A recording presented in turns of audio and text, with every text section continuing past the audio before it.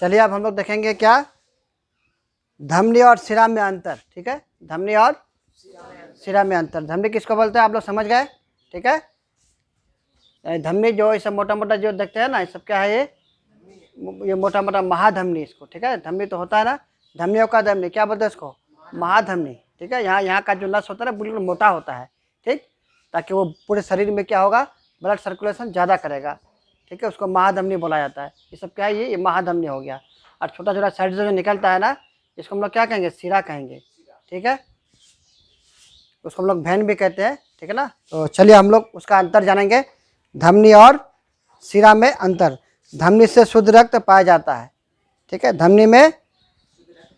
धमनी में शुद्ध रक्त पाया जाता है। ठीक है, शिरा में अशुद्ध रक्त पाया जाता है। देखो कितना सॉल्व हो गया आप लोग का, कितना मजा आता है पढ़ने में, क्या मतलब आता है कि नहीं? इसलिए रटो मत, पढ़ो, समझो। समझ में नहीं आएगा फिर पूछो हमको। धमनी में रक्त का प्रभाव तेज गति से होता है। धमनी में रक्त का प्रभाव तेज गति से होता है। एक चीज़ और जान लो, ये जो धमनी है ना, ये जो अंदर का भाग जो हम लोग हाथ का अंदर जो धमनी है ना, वो अंदर में जो धमनी है तो क्या है, उसका ब्लड जो है ना बहुत तेज रफ्तार से वो चलता है, क्योंकि वो मोटा है, उसने वो बनाया गया मोटा है उनको, वो तेज चलता है, वो तेज चलता भी है तो उसको मोटा भी बनाया है, और उसको क्या किया फिर अंदर भी डाल दिया। कुछ लोग ऐसा होता है कि अगर यहाँ पे अगर किसी का दुश्मन से हाथ काट देता है ना, तो ये उसका रफ्तार क्या होता है, ब्लड का तेज होता है। तो ये समझिए ये नस अगर कट जाएगा ना तो बहुत जल्दी से उसका ब्लड क्या होगा, निकल जाएगा। ठीक है, धमनी में रक्त का प्रभाव तेज गति से होता है और शिरा में रक्त का प्रभाव मंद गति से होता है। शिरा में रक्त का प्रभाव मंद गति से होता है, यानी धीरे धीरे वो क्या होता है, ब्लड चलता है। ठीक है, 3 नंबर में देखो, धमनी का रंग लाल होता है। धमनी का रंग क्या होता है, लाल होता है। धमनी के अंदर जो ब्लड जो होता है ना, वो क्या होता है, लाल कलर का बिल्कुल होता है। उसका रंग भी क्या होता है, लाल है, क्योंकि वो शुद्ध रक्त है। शिरा का रंग नीला होता है। ठीक है, धमनी का रंग लाल होता है और शिरा का रंग क्या होता है, नीला होता है। ठीक, अब हम लोग देखेंगे चौथा में क्या है, धमनी अधिक गहराई में पाया जाता है। जैसे मैं आप लोग को थोड़ी देर पहले बताया, धमनी क्या है, वो अधिक गहराई में पाया जाता है। ठीक है ना, वो हम लोग का शरीर के अंदर भाग में रहता है वो। और जबकि अब शिरा क्या होता है, जबकि शिरा कम गहराई में पाया जाता है। शिरा क्या है, कम गहराई में, ऊपर से दिखाई पड़ेगा, नस दिखाई पड़ता है ना, तो ये सब हम लोग का शिरा हो गया। ठीक है, वो ऊपर वाला भाग में रहता है हम लोग का शरीर में। उसके बाद 5वां नंबर में क्या है, हृदय से शरीर के विभिन्न अंगों तक ले जाने वाली वाहिनी को धमनी कहते हैं। शरीर के विभिन्न भागों हृदय की ओर ले जाने वाली नलिका को शिरा कहते हैं। हाँ, छोटे छोटे जो अभी बताए ना नस के बारे में, है ना, उसको क्या कहेंगे हम लोग, नलिका कहेंगे। ठीक है, चलिए आगे देखिए आप लोग। अब हम लोग पढ़ेंगे रक्तदाब। रक्तदाब क्या है, रक्तदाब का मतलब समझते हैं, इंग्लिश क्या होगा उसका, रक्तदाब क्या, ब्लड प्रेशर, जिसको हम लोग क्या कहेंगे, ब्लड प्रेशर कहेंगे, रक्तदाब। ठीक है, रक्तदाब क्या है, तो सबसे पहले हम लोग क्या करेंगे, क्वेश्चन को समझेंगे। रक्तदाब मतलब क्या होता है, ब्लड प्रेशर क्या है। ठीक है, ब्लड प्रेशर क्या है, रुधिर वाहिका के विरुद्ध भित्ति पर लगाया गया दाब रक्तदाब कहलाता है। यानी इसका मतलब समझे, रुधिर वाहिका, रुधिर वाहिका मतलब जितने भी हम लोग का नस है, ठीक है ना, उसको हम लोग क्या कहेंगे, रुधिर वाहिका भी कहेंगे। क्या कहेंगे, रुधिर वाहिका के विरुद्ध, रुधिर वाहिका के विरुद्ध भित्ति पर लगाया गया दाब, है ना, रक्तदाब कहते हैं। रुधिर वाहिका के विरुद्ध, रुधिर वाहिका मतलब कौन सा आएगा, जो छोटा छोटा बिल्कुल बारीक नस है, कौन सा आएगा, बारीक नस। ठीक है ना, तो बारीक नस के विरुद्ध, विरुद्ध मतलब क्या होता है, जब ब्लड प्रेशर आदमी का जब होता है ना, तो उसमें क्या होता है, ब्लड का जो स्पीड है वो क्या होता है, बढ़ जाता है, अधिक होता है। जब वो ब्लड अधिक हो जाता है तो छोटे छोटे जो है यहाँ पे रुधिर वाहिका, उसको क्या कहेंगे, रुधिर वाहिका कहेंगे। क्या कहेंगे उसको, रुधिर वाहिका। जो छोटे छोटे पत्ते पत्ते नस होता है ना, उसको हम लोग क्या कहेंगे, रुधिर वाहिका कहेंगे, जो हम लोग का ब्रेन में ज़्यादा पाया जाता है। बात समझे कि नहीं, ब्रेन में हम लोग का वो ज़्यादा पाया जाता है। तो रुधिर वाहिका के विरुद्ध भित्ति पर लगाया गया दाब रक्तदाब कहेंगे। भित्ति पर लगाया गया दाब क्या कहेंगे, रक्त दाब कहेंगे। विरुद्ध मतलब क्या कि हम लोग का जो प्रेशर जो होता है ना, जब हम लोग का प्रेशर होता है, ठीक है, ब्लड जब ज़्यादा चलता है कि नहीं, ब्लड जब ज़्यादा चलता है, किसी किसी का प्रॉब्लम हो जाता है तो क्या होता है, ब्लड ज़्यादा चलता है, चलने के बाद तो अपना जो रास्ता उनका जो है, अपना जो नली है उसमें तो दौड़ता ही है वो, अपना जो नस है, जो सिरा है, धमनी, उसमें तो चलता ही है वो। और चलने के बाद क्या होता है, उसका स्पीड खूब हो जाता है, तो पतली पतली नस जो होता है उसमें ब्लड जाता है ना। ब्लड जाने के बाद जब इधर आपका बहुत स्पीड है तो वहाँ क्या होगा, तो वहाँ भी तो स्पीड पहुँचेगा ना। तो जब एक्सेस हो जाएगा, जब विरुद्ध हो जाएगा, मतलब हद से ज़्यादा, विरुद्ध लिखा है यहाँ पे, रुधिर वाहिका के विरुद्ध, यानी हद से ज़्यादा जब हो जाएगा तो उसको क्या कहेगा, उसको रक्त दाब कहा जाएगा उसको। बात समझे कि नहीं। और ब्लड प्रेशर जब अधिक हो जाए, हद से ज़्यादा हो जाए आदमी का, तो छोटी छोटी नस क्या होता है, छोटी छोटी नस पहले क्या होता है, पहले वहाँ पे दर्द हो जाता है। जब ब्लड प्रेशर होता है ना, जब कोई पेशेंट होगा ब्लड प्रेशर का, तो उसको पूछना कि जब ब्लड प्रेशर होता है तो आपको कैसा फील होता है। उसको फील इस साइड में जो होता है ना, देखो यहाँ पे इस साइड में उसको क्या होगा, दर्द करेगा। आगे का पोर्शन दर्द नहीं करेगा, यानी पीछे का दर्द तो हल्का हल्का होगा।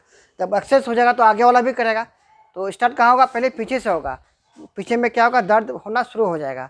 तो समझिए कि वो लक्षण है ब्लड प्रेशर का, वो क्या है, वो लक्षण है। आदमी खड़ा भी होगा ना, तो खड़ा होगा तो लगेगा क्या, उसको टलमली लगेगा। क्या लगेगा उनको, टलमली लगेगा।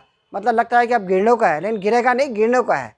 और जब हद से ज़्यादा हो जाएगा तो जितना होना चाहिए, मान के चलिए 120 है ना, और नीचे कितना है, 80 है। यहाँ पे देखो, एक स्वस्थ मानव का ब्लड प्रेशर कितना होना चाहिए, 120/80, यानी 120/80 होना चाहिए, ठीक है। लेकिन जब उसका ज़्यादा हो जाता है, उसका क्या हो जाता है, लास्ट में ब्लड यहाँ पे क्या होता है, फट जाता है। ब्लड जब होता है ना, लास्ट में ब्लड जब यहाँ खूब स्पीड चलता है तो छोटी छोटी नस क्या होता है, उसका फट जाता है। वो फटने के कारण क्या होता है, वही उसी को बोलते हैं ब्रेन हेमरेज। उसी को हम लोग क्या कहेंगे, ब्रेन हेमरेज। यानी ब्रेन में जो होता है ना, वो नस जो होता है फट जाता है। बस समझे, ब्रेन में नस फट जाना, समझे कि आदमी का जो होता है ना, वो 100 आदमी में 1-2 आदमी ही बचता है। वो फिर इमरजेंसी डॉक्टर के पास पहुँचेगा एकदम, तभी वो बच सकता है। अब मान के चले यहाँ पे हुआ, अब 50 किलोमीटर वो डॉक्टर है, तो वहाँ पहुँचते तब तो आदमी का जो है ना उम्मीद नहीं है। बस ब्रेन हेमरेज जैसा भी हुआ, 5 मिनट के अंदर, 10 मिनट के अंदर उसको अगर ट्रीटमेंट हो जाता है, या आधा घंटा के अंदर तक हो जाता है तो ठीक है, ठीक। अगर बोलेगा 2-3 घंटा, 5 घंटा का समय लगा देंगे हम, हाँ, तो जब वहाँ पे क्या होगा, ये ब्रेन हेमरेज जब हो जाता है ना, तो उसका उम्मीद बहुत कम होता है। यानी 100 पेशेंट में से 2-4 पेशेंट ही बचता है, बाकी पेशेंट नहीं बचता है। इसलिए प्रेशर के लिए आदमी को जितना भी उसको मुमकिन हो, जितना कोशिश करे कि ज़्यादा से ज़्यादा उसको परहेज करे।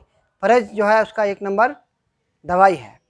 बात समझे के। और उसके बाद फिर 1 नंबर ये भी है कि सुबह सुबह वो उठे, सुबह उठ के एक्सरसाइज करे, तभी समझे कि वो प्रेशर से वो मुक्त होगा। यानी मुक्त समझिए 100% तो नहीं होगा, जहाँ तक होगा 70-80% तक वो फ्री हो जाएगा वो। बात समझे। तो जो भी आदमी सुबह उठ के एक्सरसाइज करता है, दौड़ता है, या फिर 1-2 किलोमीटर चलता है, तो उसका ब्लड प्रेशर क्या होता है, वो धीरे धीरे वो ख़त्म हो जाता है। साथ में उसको परहेज करना पड़ेगा, धीरे धीरे उसका ख़त्म हो जाता है। तो चलिए फिर हम लोग आगे देखते हैं क्या है। स्वस्थ मानव में जो हेल्थी आदमी है, उसका क्या है, ब्लड प्रेशर का कितना होना चाहिए उसके अंदर, मानव में उसका बीपी कितना होना चाहिए, 120/80 होना चाहिए, ठीक है। जिसमें 120 को सिस्टोल कहा जाता है। 120 को हम लोग क्या कहेंगे, हम लोग डॉक्टर साहब बोलते हैं क्या कि ऊपर वाला है, 120 है आपको, है ना। जिसका ज़्यादा है तो उसका 20, 30, 50, 40, 50, 100, 100, 200 तक भी हो जाता है, होता है ना। 150, 70, 80, 200 तक भी, जिसका इसका प्रेशर हाई हो जाता है तो उसका हो जाता है ऊपर वाला। तो ऊपर वाला को क्या बोलते हैं, सिस्टोल कहते हैं। क्या कहते हैं इसको, सिस्टोल कहते हैं, ठीक है। अब यहाँ पे नीचे वाला को क्या कहते हैं हम लोग, डायस्टोल कहते हैं। नीचे वाला मतलब क्या है, 80 होना चाहिए। 80 के बदले किसी किसी का अगर प्रेशर है तो क्या हो जाता है, 90 हो जाता है, 95 हो जाता है, 100 हो जाता है, 100 प्लस भी हो जाता है, ठीक है ना। 120, 130, 140 इस तरह का भी हो जाता है। तो उसको वो समझो कि 90 पार हो गया, समझिए कि आपको मेडिसिन लेना ज़रूरी है। नीचे वाला खास करके, नीचे वाला को क्या कहते हैं, डायस्टोल। डायस्टोल अगर 90 हो जाता है तो समझो कि आपको प्रेशर का दवाई ले लेना चाहिए। मशीन को हम लोग क्या कहते हैं, ऐसे तो प्रेशर मशीन कहते हैं आम भाषा में, ठीक है। इसका नाम क्या है, स्पैग्नो मैनोमीटर। स्पाइगनोमेनोमीटर, उसका नाम क्या है? स्पाइगनोमेनोमीटर। आगे हम लोग क्या पढ़ेंगे? रक्त के प्रमुख कार्य को लिखें। आगे हम लोग क्या पढ़ेंगे? रक्त के प्रमुख कार्य को लिखें। रक्त के प्रमुख कार्य निम्नलिखित है। ठीक, क्या है? शरीर के ताप को संतुलन करता है। शरीर के ताप को संतुलन करता है। रक्त क्या करता है? शरीर के ताप को संतुलन करता है। ठीक, अब उसके बाद क्या है? 2 नंबर में गैसों का आदान प्रदान करता है। गैसों का क्या करते हैं? वो आदान प्रदान करता है।